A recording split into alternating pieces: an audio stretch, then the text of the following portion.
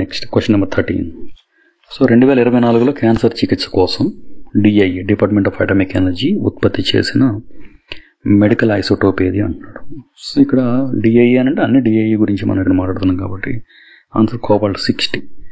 So cobalt sixty is a radioactive substance, radioactive isotope of cobalt that emits radioactive అంటే ఏమవుతుందంటే gamma rays వచ్చేస్తాయి and beta particles కూడా వస్తూ ఉంటాయి.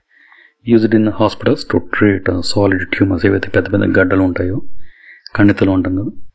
So ఎక్కడెక్కడ ఉంటాయంటే క్యాన్సర్స్ ఆఫ్ స్కిన్ కానివ్వండి, చర్మ క్యాన్సర్, టంగ్ నాలుక మీద ఉన్న, తర్వాత బ్రెయిన్లో ఉన్నటువంటి కణితలు ఉంటాయి కదా అవి కానీ, తర్వాత యూటెరైన్, సెర్వెక్స్ ఇటువంటి ప్రాంతంలో ఉన్నటువంటి పెద్ద పెద్ద అంటే ఎప్పటి నుంచో ఉన్నటువంటి కణితలను రిమూవ్ చేయడం కోసం కోబాల్ట్-60 అనేదాన్ని మనం యూజ్ చేయగలుగుతాం.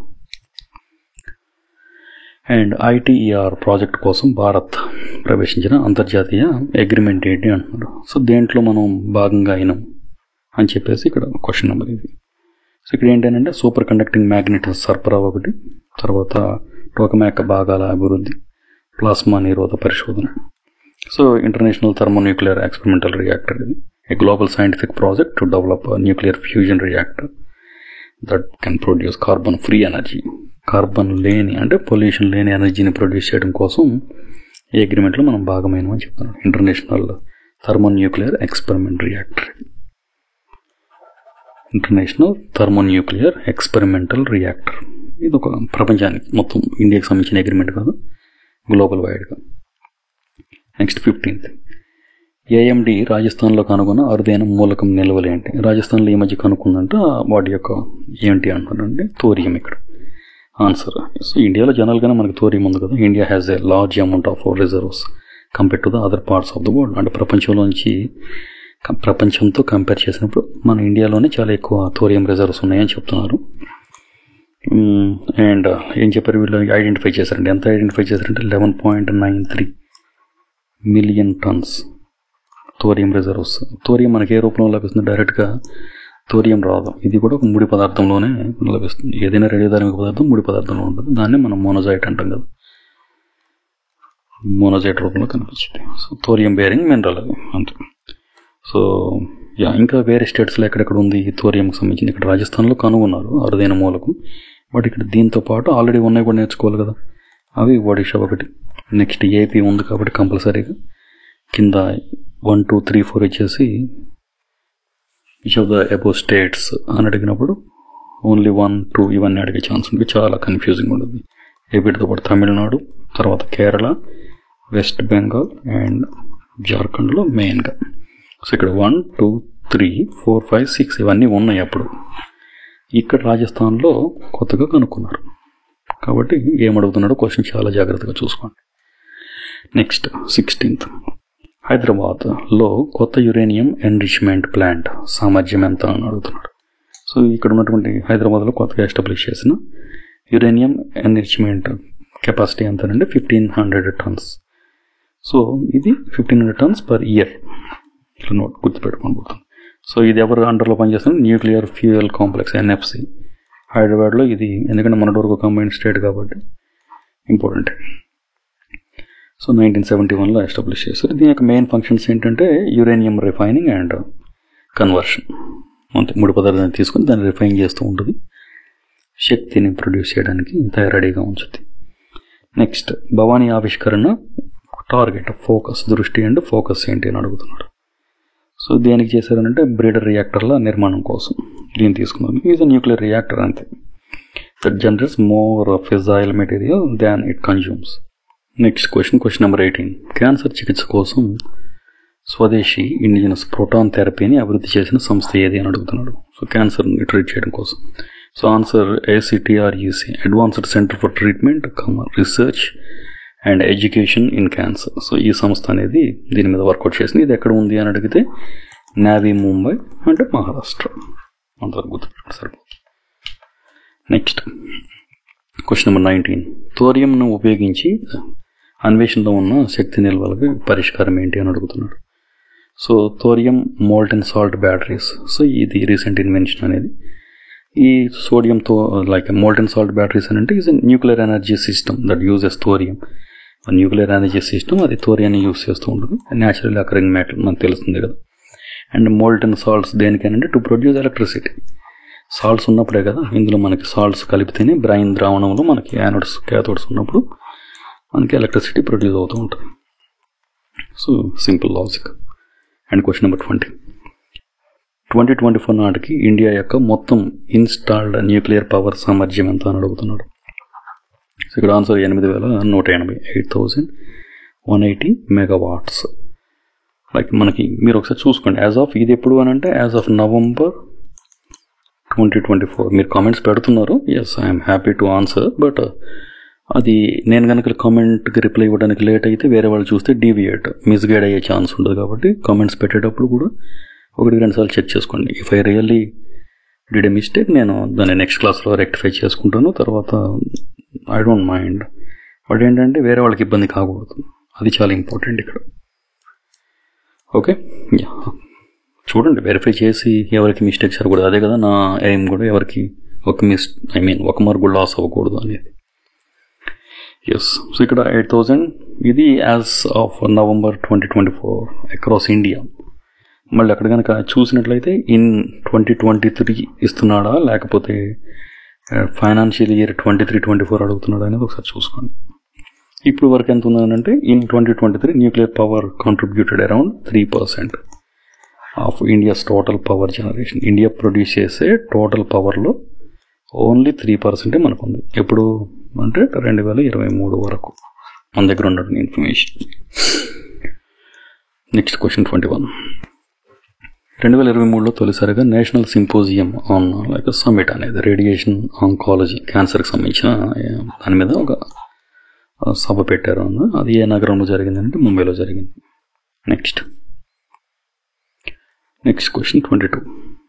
జల రేడియేషన్ అంటే వాటర్ రేడియేషన్, కాలుష్యాన్ని తక్షణ పర్యవేక్షణ కోసం అభివృద్ధి చేసిన పరీక్ష ఏంటి అని అడుగుతున్నాడు. సో ఇక్కడ వాటర్ కనుక కలుషితమైంది అనుకోండి, సో తర్వాత చాలా వాటర్లో ఉన్న లైఫ్, దాన్ని తిన్నటువంటి జనం, మొత్తం టోటల్గా వ్యవస్థ ఇబ్బంది పడే ఛాన్స్ ఉంది. కాబట్టి దానికోసం ఒక పరికరాన్ని తయారు చేశారు. అదేంటంటే రేడియేషన్ మానిటరింగ్ బాయ్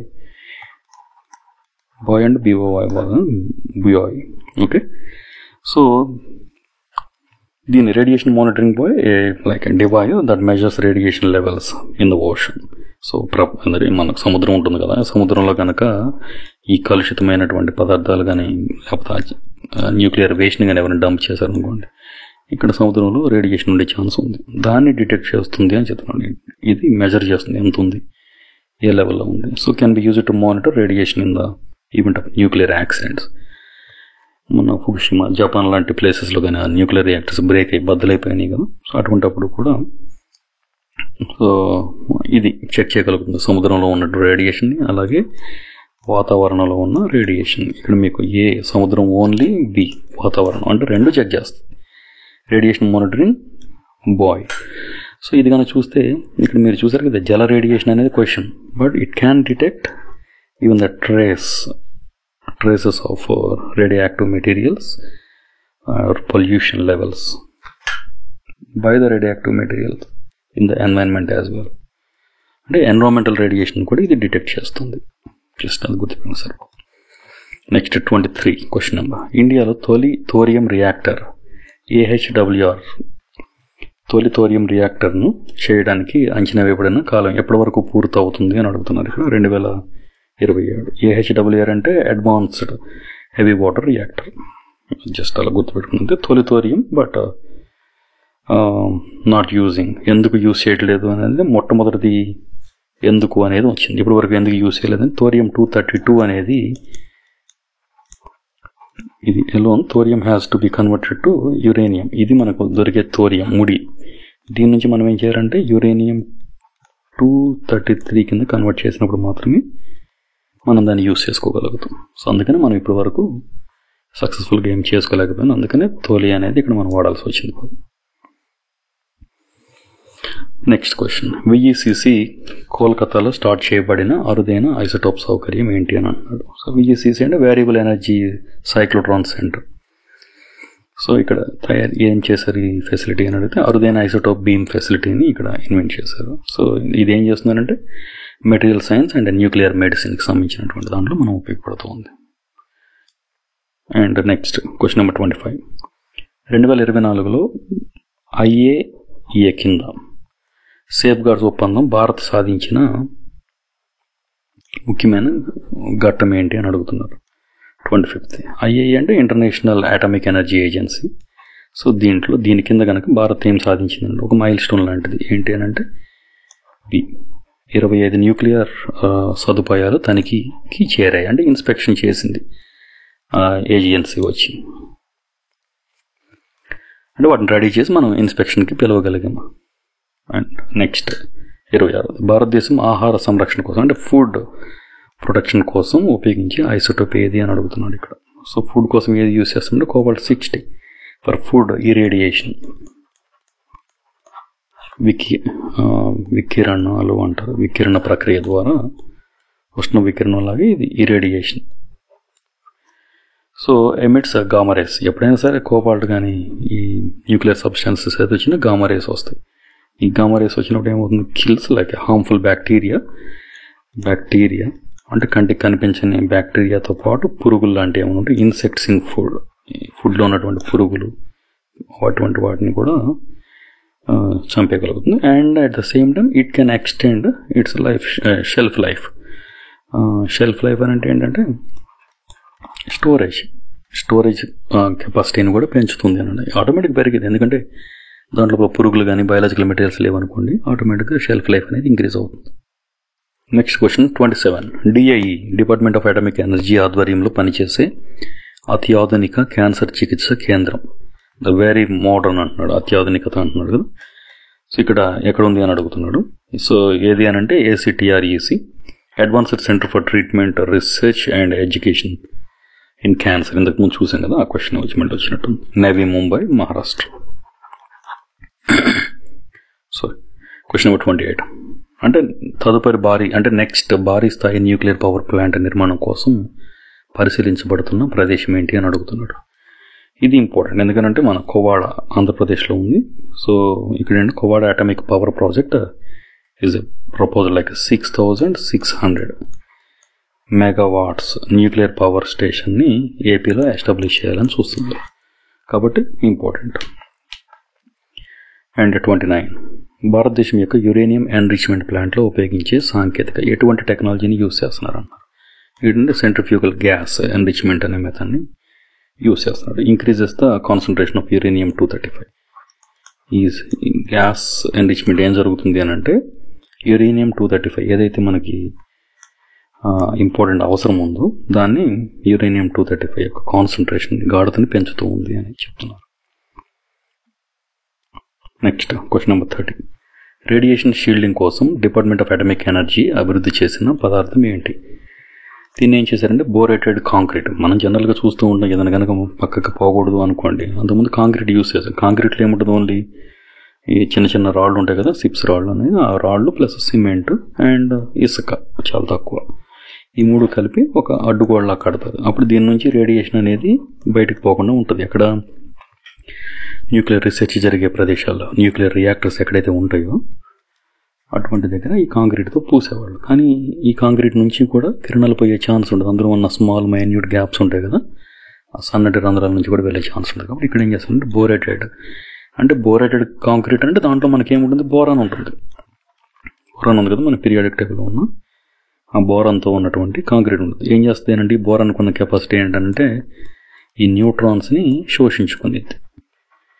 కిరణాలు వెళ్తూ ఉన్నప్పుడు ఈ న్యూట్రాన్స్ని కనుక శోషించుకుంటే మనకేమవుతుంది, more effective for radiation shielding in nuclear facilities. ఎక్కడైతే ఇటువంటి ప్రయోగాలు జరుగుతూ ఉంటాయో ఆ ప్రదేశంలో ఈ బోరాన్ కాంక్రీట్ని యూజ్ చేయడం వల్ల న్యూట్రాన్స్ని కనుక అది శోషించుకుందనుకోండి, ఫర్దర్గా రియాక్షన్ లేదు, ఆ గొలుసు చర్య అనేది అక్కడికే కట్ అయిపోతుంది. సో ఆ విధంగా మనకు బెనిఫిట్ వచ్చే అవకాశం ఉంది అని చెప్తున్నారు. Next question 31. సరిహద్దు భద్రత కోసం భారతదేశం ఉపయోగించిన రేడియేషన్ డిటెక్టర్ ఏది? అంటే బోర్డర్లో కనుక ఎటువంటి దాన్ని యూజ్ చేస్తుంది అని చెప్తున్నాడు ఇక్కడ క్వశ్చన్. సో ఆన్సర్ ఏంటంటే పోర్టల్ రేడియేషన్ మానిటర్స్ని యూజ్ చేస్తున్నారు.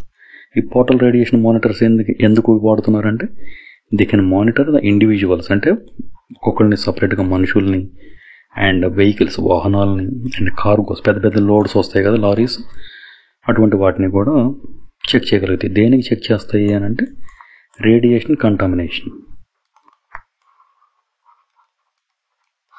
అంటే వీళ్ళ దగ్గర నుంచి ఏమైనా రేడియేషన్ వస్తుందా, ఆ లోడ్స్కి కానీ అక్కడ ఉన్నటువంటి వెహికల్స్కి కానీ ఈ రేడియేషన్కి సంబంధించినటువంటి ఏమైనా పదార్థాలు వాటిలోంచి సప్లై అవుతున్నాయని చూస్తారు. ఎందుకంటే మామూలుగా ఏం చేయాలి, ఒక్కొక్కరిని సపరేట్గా చెక్ చేయాలి కదా. సో వాటన్నిటికంటే ఇది ఇంకా బెటర్గా ఉంటుంది. అదేవిధంగా తర్వాత పేషెంట్స్, ఎక్విప్మెంట్ అండ్ ఎన్విరాన్మెంట్, వీటన్నిటికి కూడా యూజ్ అవుతుంది అని చెప్తున్నాడు. So question number 32. 2023లో Indian Rare Earths Limited IREL Indian Rare Earths Limited సాధించిన ఘనత ఏంటి అని అడుగుతున్నాడు. సో ఏం చేశారు అని అంటే వీళ్ళు లిథియం అయాన్ బ్యాటరీ పదార్థాలను స్థాపించారన్నారు. అంటే మెటీరియల్ ఎస్టాబ్లిష్మెంట్ అంతే, just ion battery materials establishment. Indian neutrino observatory INO focus ఏంటి అని అడుగుతున్నాడు. సో ఈ INO ఎక్కడ ఉంది అంటే మనకి తమిళనాడు ఉంది. తర్వాత ఇక్కడ ప్రైమరీ గోల్ ఏంటి అని అంటే is to study the properties and interactions of weekly interacting naturally occurring particles. ఏవైతే ఉన్నాయో మన న్యూట్రాన్సే కదా, జస్ట్ ఈ న్యూట్రాన్స్ యొక్క వాటి యొక్క ఇంటరాక్షన్స్ ఏ విధంగా ఇంటరాక్ట్ అవుతూ ఉన్నాయి సబ్స్టాన్సెస్తో అనే దాని గురించి అబ్జర్వ్ చేయడానికి దీన్ని తీసుకున్నారు అని చెప్తున్నారు. Okay, next 34 question number. Kakrapar atomic power plant 3 మరియు 4లో ఉపయోగించే రియాక్టర్ల సాంకేతికత ఏంటి, ఎటువంటి టెక్నాలజీని యూజ్ చేస్తున్నారు అని చెప్తున్నాడు ఇక్కడ. పర్టికులర్గా ప్లాంట్ 3 అండ్ 4. సో ఇంతకుముందు చూసిందే మనం ప్రెజరైజ్డ్ హెవీ వాటర్ ఈ రియాక్టర్స్, ఆ టెక్నాలజీని యూజ్ చేస్తున్నారు. Next variable energy cyclotron centre VECC పాత్ర ఏంటి, ఇది దీనివల్ల యూజ్ ఏంటి అంటే ఐసోటోప్స్ని ఉత్పత్తి చేస్తుంది. ఐసోటోప్స్ అంటే మనం ఇంత చూసాం, యురేనియం 234, 5 అండ్ 6. అందులో ఏదైతే స్టేబుల్గా ఉంటుందో దాన్ని మనం తయారు చేసుకుంటే ఎక్కువ ఎనర్జీని ప్రొడ్యూస్ చేసుకోవాలి. ఏదైతే అస్థిరంగా ఉంటుందో దానివల్ల ఉపయోగం లేదు. కాబట్టి ఈ ఐసోటోప్స్ ఒకదాని నుంచి ఇంకొకటి అంటే న్యూట్రాన్స్ని కలపడం కానీ బీటాని కలపడం వల్ల మనం కొత్త కొత్త ఐసోటోప్స్ని ప్రొడ్యూస్ చేసుకోగలుగుతాం. కాబట్టి ఈ ఐసోటోప్స్ ఉత్పత్తి అనేది చాలా తేలిగ్గా ఉంటుంది. అండ్ క్యాన్సర్ థెరపీ దాని మీద సంబంధించిన రీసెర్చ్ చేయడం, తర్వాత యాక్సిలరేటెడ్ ఫిజిక్స్ సంబంధించినటువంటి దాని ప్రయోగాలకు కూడా ఉపయోగించుకుంటున్నారు. Next question number 36. భారతదేశ న్యూక్లియర్ రియాక్టర్ల ద్వారా ఉత్పత్తి అయ్యే రేడియో ధార్మిక వ్యర్థాలను నిర్వహించే సౌకర్యం ఏంటి? నిర్వహించడం అంటే మేనేజ్ చేయడం అంటే ఒక ఆర్గనైజ్డ్గా చేస్తున్నారు లేకపోతే అట్లా జస్ట్ వదిలేస్తున్నాము అనేది. దీనికి ఆన్సర్ ఏంటంటే ఇదండి, వేస్ట్ ఇమొబిలైజేషన్ ప్లాంట్. ఇక్కడ ఏం చేస్తున్నారు, is a facility that treats and stores radio active and hazardous material ఏవైతే ఉన్నాయో ఈ హెజార్డస్ వేస్ట్, హానికరమైనటువంటి న్యూక్లియర్కి సంబంధించినటువంటి వ్యర్థ పదార్థాలు ఉన్నాయో ఈ వ్యర్థ పదార్థాలు ఏం చేస్తున్నారంటే ట్రీట్మెంట్ చేసి, అంటే అందులో ఉన్న న్యూట్రల్ అన్నిటిని న్యూట్రలైజ్ చేసేసి బయటకు తీసేసి దాంట్లో ఉన్న గాఢతను, ఈ రేడియేషన్ ఉంటుంది కదా ఈ యొక్క గాఢతను బాగా తగ్గించి అప్పుడు దాన్ని ప్రాసెస్ చేసి పెడుతుంది అని చెప్తున్నాడు. అందులో ఉన్నటువంటి మొత్తం ఇమ్మొబిలైజ్ అంటే కదలకుండా చేసేస్తుంది, ఇన్యాక్టివ్ సబ్స్టాన్స్గా మార్చేస్తుంది. To make the waste safe for disposal. అప్పుడు దీన్ని ఏం చేస్తారంటే మనం ల్యాండ్ ఫిల్లింగ్ చేస్తారు, ల్యాండ్ క్యాపింగ్, ల్యాండ్ ఫిల్లింగ్ అని చెప్పేసి ఇందులోకి ఇంజెక్ట్ చేసేసి ఆ వేస్ట్ని క్లోజ్ చేసేస్తారు కంప్లీట్గా. సో ఈ విధంగా మొత్తం ఇమ్మొబిలైజ్ చేసి దాన్ని లోపల పాతి పెట్టడం. నెక్స్ట్ భారతదేశ అంటే India's fast breeder test reactor FPTR యొక్క మెయిన్ టార్గెట్ ఏంటి అంటున్నాడు. సో ఏంటి అని అంటే ఫాస్ట్ రియాక్టర్ల కోసం ఇంధన సైకిల్స్, ఏవైతే ఫ్యూయల్ సైకిల్స్ ఉంటాయి కదా ఈ ఫ్యూయల్ సైకిల్స్ను ప్రొటెక్ట్ చేయడం అని చెప్తున్నాడు. ఫ్యూయల్ సైకిల్స్ని ప్రొటెక్ట్ చేస్తే ఏమవుతుందంటే మనం ఎక్కువ ఎనర్జీ వేస్ట్ అవ్వకుండా ఉంటుంది. ఒకసారి వచ్చిన దాని నుంచి మళ్ళీ నెక్స్ట్ న్యూట్రాన్స్ని సేవ్ చేసుకొని అందులో ఉన్నటువంటి సబ్స్టాన్స్ కొంచెం కూడా వేస్ట్ అనేది లేకుండా మనం సక్సెస్ఫుల్గా ఉపయోగించుకోగలుగుతాం. And next question number 38. భారతదేశంలో అతిపెద్ద హెవీ వాటర్ ప్లాంట్ ఏ నగరంలో ఉంది? సో మణుగూరు, తెలంగాణ పక్కనే ఉంది కాబట్టి చాలా ఇంపార్టెంట్ క్వశ్చన్ ఇది కూడా. ఇండియాలోనే ద లార్జెస్ట్ అండ్ DIE ఆమోదించిన గుండె రోగాలు అంటే హార్ట్ డిసీజెస్ చికిత్స కోసం ఉపయోగించిన రేడియోధార్మిక ఐసోటోప్ ఇది అని అంటున్నాడు. ఇక్కడ ఆన్సర్ థాలియం 201. ఈ థాలియం 201 అనేది ఒక రేడియో యాక్టివ్ ఐసోటోపే. ఇది కూడా మెడికల్ ఇమేజింగ్లో యూజ్ చేస్తారు. అలాగే ఈ థాలియం 201కి ఏంటి ఉంటుందంటే రేడియో ఫార్మస్యూటికల్ అంటారు దీన్ని. రేడియో ఫార్మస్యూటికల్ మెటీరియల్ అంటే దీన్ని ఇంజెక్ట్ చేస్తారు బాడీలోకి. ఇంట్రావీనస్ అంటే మన నరాలు ఉంటాయి కదా, నరాల్లోకి ఇంజెక్ట్ చేసినప్పుడు ఇది mimics as a potassium biological బిహేవియర్ని కలిగి ఉంటుంది. ఇప్పుడు మన పొటాషియంని ఇంజెక్ట్ చేసి హార్ట్ డిసీజెస్ ఉన్నప్పుడు దాని లోపల మూమెంట్ ఎలా ఉంది, బ్లడ్ సర్క్యులేషన్ ఎలా ఉంది, బ్లడ్ యొక్క ఫ్లో ఎలా ఉంది అనేది మన పొటాషియంని ఇంజెక్ట్ చేస్తారు. ఇది ఫార్మస్యూటికల్ అంటారు. కానీ ఇక్కడ మనం పొటాషియం బదులు ఏం యూస్ చేస్తున్నామంటే ఈ థాలియం 201 యూస్ చేస్తున్నాం. అందుకే దీన్ని రేడియో ఫార్మస్యూటికల్ అంటున్నారు. దీన్ని ఇంజెక్ట్ చేసి అక్కడ బాడీ లోపల ఉన్న బయాలజికల్ బిహేవియర్ ఏంటి అనేది తెలుసుకోవడానికి యూజ్ అవుతుంది. So this is a new technique and advanced one. And next Tummalapalle uranium గనిలో వార్షిక యురేనియం ఉత్పత్తి ఎంత అంటున్నాడు. సో ఇది ఇంకొకటి ఏపీ బేస్డే కాబట్టి తుమ్మలపల్లె ఎక్కడ ఉంది మనకి అని అంటే నియర్ కడప దగ్గరలో ఉంది ఏపీలోని. దీని యొక్క కెపాసిటీ ఎంతనంటే ఇక్కడ చూడాలి మీరు కూడా, పర్ డేనా పర్ ఇయర్ అనేది ఇంపార్టెంట్. 3000 tons పర్ డే, రోజుకి ఇంత ప్రొడ్యూస్ చేస్తుందండి అక్కడ ఒక గని. తర్వాత డిఐఈ అభివృద్ధి చేసిన రేడియేషన్ ప్రాసెసింగ్ టెక్నాలజీ యొక్క మెయిన్ లక్ష్యం ఏంటి అంటున్నాడు. సో ఏనంటే ఆహార శుభ్రత, ఫుడ్ని క్లీన్ చేసి పెట్టడం, తర్వాత వైద్య వ్యర్థాల చికిత్స, నెక్స్ట్ రత్నాలు అంటే జెమ్స్ ఉంటాయి కదా, వాటిని ఇంకా ఎక్కువ క్వాలిటీ పెంచడానికి కూడా యూజ్ అవుతుంది అంటే రేడియేషన్ ప్రాసెసింగ్ వల్ల. ఇలా చూసాం కదా, ఫుడ్ ఏంటి అని అంటే రేడియేషన్ టెక్నిక్స్ వాడతాం. ఈ రేడియేషన్ వాడటం వల్ల అందులో ఉన్న బయాలజికల్ మెటీరియల్స్ అన్నీ నశింప చేయబడతాయి, బ్యాక్టీరియా పోతుంది, పురుగులు ఏమైనా ఉంటే పోతాయి, షెల్ఫ్ లైఫ్ ఇంక్రీజ్ అవుతుంది. తర్వాత వైద్య వ్యర్థాలు అంటే మెడిసినల్ వేస్ట్ ఉంటాయి కదా, వాటన్నింటినీ క్లీన్ చేసి తర్వాత వాటిని డిస్పోజ్ చేస్తాం. అండ్ రత్నాలు జెమ్స్కి ఇంకా ఎక్కువ పాలిష్ పెట్టేస్తే అందులో ఉన్నటువంటి పైన డస్ట్ లాంటివి మలినాలు తీసేస్తే ఏమవుతుంది, మెరుస్తాయి. నెక్స్ట్ క్వశ్చన్, కల్పకం ప్లాంట్లో డీసెలినేషన్ కోసం ఉపయోగించే సాంకేతికత. డీసెలినేషన్ అంటే మనం ఒకసారి చూసాం ఇంకో క్లాస్లో. సెలినేషన్ అంటే సాల్ట్ని యాడ్ చేయటం, డీసెలినేషన్ అంటే సాల్ట్ని తీసేయటం. సో ఇక్కడ ఉపయోగించే సాంకేతికత ఇక్కడ ఏది యూస్ చేస్తున్నాను అన్నాడు. ఇక్కడ జనరల్గా యూస్ చేసేది ఈ రెండు తీసేసేయండి, సి అండ్ డి మిస్టేక్ పడినట్టుంది. రివర్స్ ఆస్మోసిస్ ప్రాసెస్ని యూస్ చేస్తున్నారు. తర్వాత మల్టీ స్టేజ్ ఫ్లాష్ డిస్టిలేషన్, ఈ రెండు టెక్నిక్స్ని ఇక్కడ యూస్ చేస్తున్నారు. ఇక్కడ పర్టికులర్గా కల్పకంగా తీసుకుంటే ఇక్కడ they are using a combination of reverse osmosis, RO అందరికీ తెలిసింది, మనం తాగే వాటర్ కూడా అదే కదా, మినరల్ వాటర్ రోజు తాగేది. తర్వాత మల్టీ స్టేజ్ ఫ్లాష్ డిస్టిలేషన్, ఈ రెండు టెక్నిక్స్ని యూస్ చేస్తున్నారు. 42nd question. Next 43rd, India nuclear శక్తి అభివృద్ధి యొక్క 3వ దశలో ప్రధాన భాగం ఏంటి? సో ఇక్కడ ఇచ్చాను చూడండి ఆన్సర్ కూడా. థోరియం ఆధారిత రియాక్టర్స్ని డెవలప్ చేయాలనుకుంటుంది. ఎందుకంటే మనకి థోరియం 232 అండ్ యురేనియం 233 ఇవి రెండు మనకి మేజర్గా ఉన్నటువంటి ఎలిమెంట్స్ మనం ప్రొడ్యూస్ చేసుకోవాలంటే. These materials used in reactors to create a sustainable nuclear fuel cycle.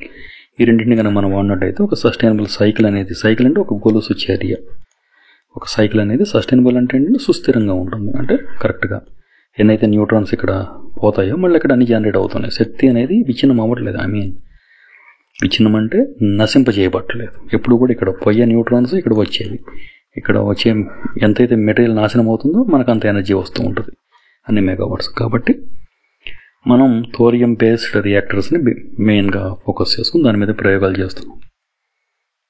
తర్వాత 2024 సంవత్సరంలో న్యూక్లియర్ రియాక్టర్ల ద్వారా ఎంత విద్యుత్ సామర్థ్యం చేరింది, ఎంతవరకు అని అంటే 8180 మెగావాట్లు.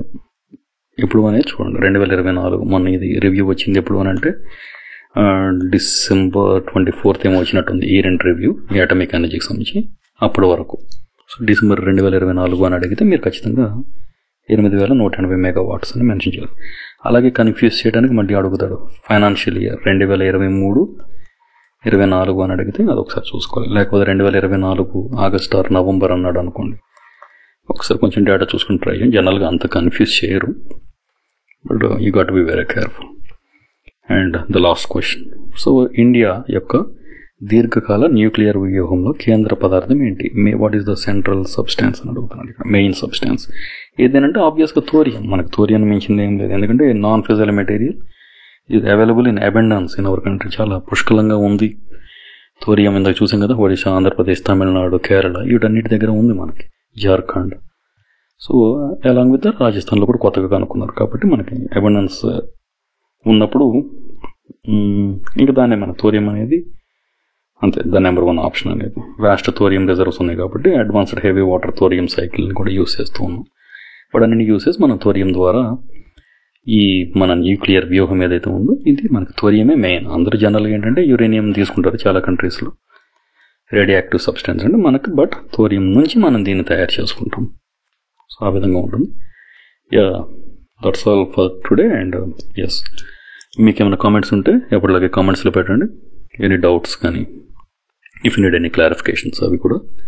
So I will try to update. Okay, yeah, thank you so much.